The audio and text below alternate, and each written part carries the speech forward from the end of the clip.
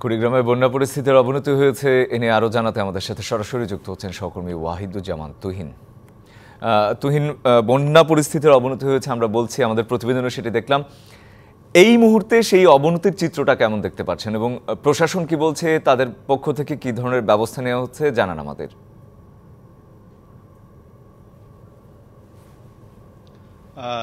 রঞ্জন শুভ্র, আসলে কুড়িগ্রামের বন্যা পরিস্থিতি ব্রহ্মপুত্র যে এরিয়াটা রয়েছে, বিশেষ করে চিলমারি, অলিপুর, রৌমারী এবং কুড়িগ্রাম সদরের কিছু অংশ, এই অংশের আমরা দেখেছি বেশ কিছু এলাকায় পানিবন্দীর সংখ্যা দিনে দিনে বাড়ছে। কারণ পানি উন্নয়ন বোর্ডের তথ্য অনুযায়ী কিন্তু এই এলাকায় আরো 3 দিন পানির বৃদ্ধিটা অব্যাহত থাকবে। সে কারণে পানির বৃদ্ধির যে হার সেটি আরো বাড়বে, সেটা পানি উন্নয়ন বোর্ডের তথ্য অনুযায়ী। তো এই মুহূর্তে আমি রয়েছি, এটি কুড়িগ্রামের উলিপুর উপজেলার বেগমগঞ্জ ইউনিয়নের একটি চর, বালাডোবার চর নামে এই জায়গাটা। এখানে দেখেছি যে প্রায় 40টার মতো পরিবার ছিল সেখানে। যে পরিবারগুলোর প্রায় অধিকাংশই তারা বাড়িঘরের তারা পানিতে তলিয়ে থাকায় তারা অনেকটা নৌকায় তাদের জীবন এখন আমরা দেখতেছি। তো এই মুহূর্তে যে পরিবারটি রয়েছে তাদের প্রায় পরিবারের 6 জন সদস্য তারা রয়েছেন।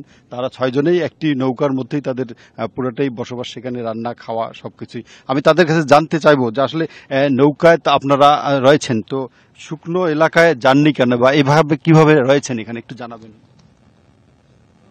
কিভাবে রান্না করে খাচ্ছেন? রান্না বান্না কি করা হয়, বৃষ্টি খাইতে নালি গেলে একবারে খাওয়া দাওয়া একবারে নাই, রান্না বাড়ি করা হয় না, খাওয়া দাওয়া করা হয় না, খুব কষ্ট। পোলাহান টোলান নৌকার মধ্যে রয়েছি। জি, এনারা জানাচ্ছিলেন যে কষ্ট করে নৌকার মধ্যেই যে এখানে খাওয়া দাওয়া হচ্ছে, তা আসলে তাদের যে খাবার যে ব্যবস্থাটুকু তারা জানাচ্ছিলেন যে আসলে তাদের কতটুকু সামর্থ্য রয়েছে, বা পানি যদি আরো বেশি হয়, আরো কয়েকদিন পানি বাড়ে, সেক্ষেত্রে কিভাবে আপনারা থাকবেন? এখন মনে করেন যে পানি যদি বেশি হয় তাহলে তো আমাদের কোনো উপায় থাকবে না। মনে করেন আপনারা তো দেখতেছেন যে মনে করেন যে যেরকম কমলি শাক নদীর মধ্যে, বিলের মধ্যে হয়তো ভেসে বেড়ায়, ওইরকমই আমরা ভেসে বেড়াচ্ছি।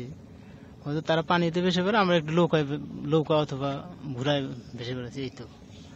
জি রঞ্জন, আসলে মানুষজন তারা তাদের যে যতটুকু ঘরের সামর্থ্য রয়েছে সেটুকু দিয়েই তারা খাওয়ার চেষ্টা করবে এবং সরকারি সহায়তায় তারা চাচ্ছে এখন এই জায়গায়।